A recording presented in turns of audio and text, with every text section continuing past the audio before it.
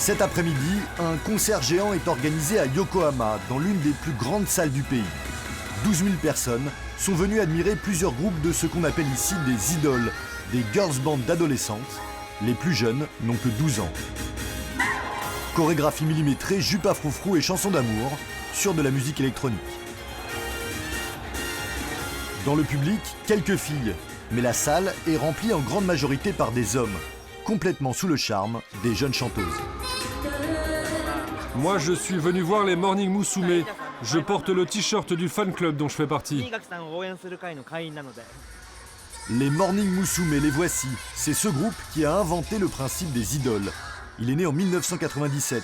Et puisque les membres doivent rester jeunes, elles sont remplacées dès qu'elles dépassent la vingtaine. Depuis ses débuts, le girls band d'ado a compté pas moins de 34 chanteuses. Reina Tanaka, la rousse au centre, vient d'avoir 23 ans, l'âge de la retraite. Trop vieille, elle s'apprête à quitter le groupe. Une idole, c'est comme un petit poisson frais. Il faut qu'elle reste jeune et vivante. Moi, même si je suis plus âgée, je dois avoir l'air d'une très jeune fille, que ce soit physiquement ou moralement. On doit toutes se comporter comme des petites filles. À chaque fois qu'une chanteuse dépasse l'âge limite, Bonjour. un immense casting est organisé pour la remplacer.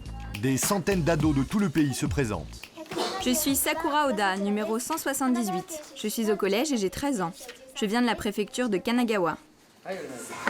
Le casting est retransmis sur Internet. Cela fait partie de la stratégie marketing des producteurs. Ce sont les fans qui doivent choisir la nouvelle venue. Je vais regarder ta manière de chanter en rythme, mais aussi les expressions de ton visage. L'homme qui supervise les auditions, c'est Tsunku, lui-même ancienne star de la pop au Japon. Il gère 4 groupes comme celui-ci. Ce ne sont pas de bonnes chanteuses. La plupart n'ont aucun talent de soliste ou ne dansent pas très bien. Mais ce qu'il y a d'intéressant, c'est qu'elles essayent de progresser au fil des années et que les fans les encouragent, les poussent à faire toujours mieux. C'est une alchimie très spéciale qui ne marche pour l'instant qu'au Japon, car le fan ici aime sentir qu'il participe au succès de sa chanteuse préférée depuis ses débuts jusqu'à sa maturité. Il suit son élévation.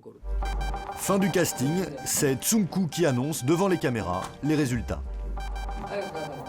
Tu veux être une Morning Musume? Oui, Tu promets de tout donner. oui. Sakura Oda, tu as été choisie pour être la nouvelle membre du groupe. L'heureux élu passera entre 5 et 10 ans dans le groupe. À partir de maintenant, tous ses faits et gestes seront surveillés de près par les fans et par la production. Mais la jeune fille ne devra pas se concentrer que sur la musique. La vie privée des idoles doit également correspondre à l'image de leur groupe. Des règles strictes, parfois poussées à l'extrême. En janvier dernier, l'histoire d'une jeune chanteuse fait scandale, bien au-delà des frontières japonaises. Elle a 20 ans et elle a eu l'audace de coucher avec un homme. Les producteurs de groupes d'idoles interdisent à leurs chanteuses d'avoir des relations sexuelles. La jeune femme se rase les cheveux et présente ses excuses sur Internet pour pouvoir garder sa place dans le groupe.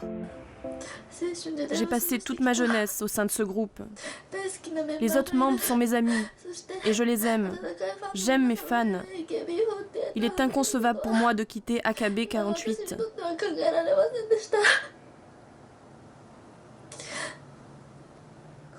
Tout est de ma faute. Excusez-moi. Les producteurs ont décidé de garder la chanteuse, mais elle a été rabaissée du rang de leader à celui de stagiaire. Pas de pitié pour celles qui violent les règles. Les chanteuses doivent rester vierges. C'est l'image du groupe qui est en jeu. La jeune femme fait partie du plus grand girls band d'ado du Japon, AKB 48. Ici, le fantasme de l'écolière hypersexualisée est totalement assumé. AKB 48 en a fait son fonds de commerce. Dans ses clips, les jeunes ados prennent des poses suggestives en nuisette ou dans des bains moussants.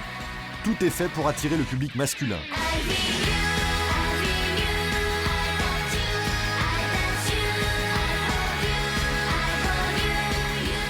Avec ce concept douteux, AKB 48 cartonne. C'est le groupe le plus rentable du monde. 160 millions d'euros de bénéfices l'année dernière, 4 fois plus que Lady Gaga. La formation compte 88 chanteuses réparties en 4 équipes, ce qui permet d'organiser plusieurs événements en même temps. Concerts, émissions de télé, tournages de clips et de publicités.